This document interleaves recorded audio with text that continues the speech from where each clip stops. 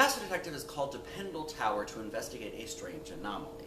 A member of the royal family is trying to renovate this abandoned building, but that renovation grinds to a halt when the workers discover a closed-off wing and begin seeing and hearing disturbing things. It's up to the Master Detective to explore this building, discover its history, and stop the anomaly once and for all. First things first, because I do think it's important to mention this, despite the previous game ending on that cliffhanger with the Mystery Case Files agents being possessed by the green blight or whatever, this game does not continue that plotline. Don't know why they would end on something so sinister if they weren't going to address it in the next game, but whatever. As frustrating as I do find this, I am going to judge this game based on its own merit. I did want to at least bring it up because I think it is a poor decision on the game maker's part to tease something and then not follow through. Because up to this point, every single time that has happened, where they've teased something, with the exception of the end of Shadow Lake, it's been explored in the next game.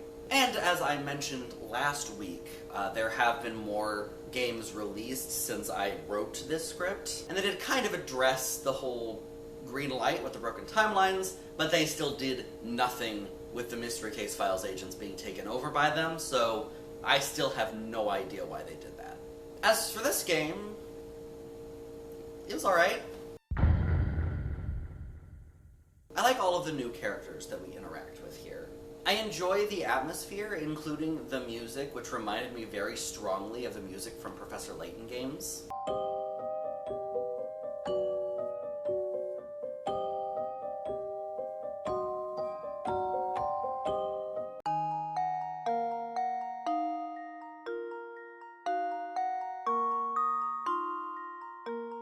I really liked the setting, especially when it keeps fluctuating between the past and the present. The penultimate act is really fun, and I'm not going to go into details because spoilers, but it leads to an interesting location that's a lot of fun to explore. Unfortunately, much like some of the previous games, this game doesn't really explain anything. Sometimes you have to take a break from filming so that you can go to rehearsal.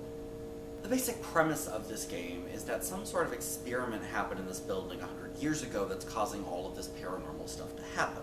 While I do think that this is an interesting concept, they just didn't explain it very well. The main experiment had something to do with mediums and extending their powers, I think. There's something with the spirit world, but honestly, I didn't really get that. I just read about it later, and there's a possibility that it is in the game, and I just fully missed it. Although I will say I have played the game again since I wrote this script, and yeah, I still have no idea what that's all about. I was also confused as to how I was supposed to feel about the doctor that conducted all of these experiments. The first half of the game seemed to paint him in a bad light, and then there was this random switch where all of a sudden he was a misunderstood genius. Now obviously it's okay for perception to change, but it was just kind of abrupt. They didn't really do much to make this change make sense. We didn't see anything different, it's just all of a sudden the way that people talked about him changed. So it was not set up particularly well.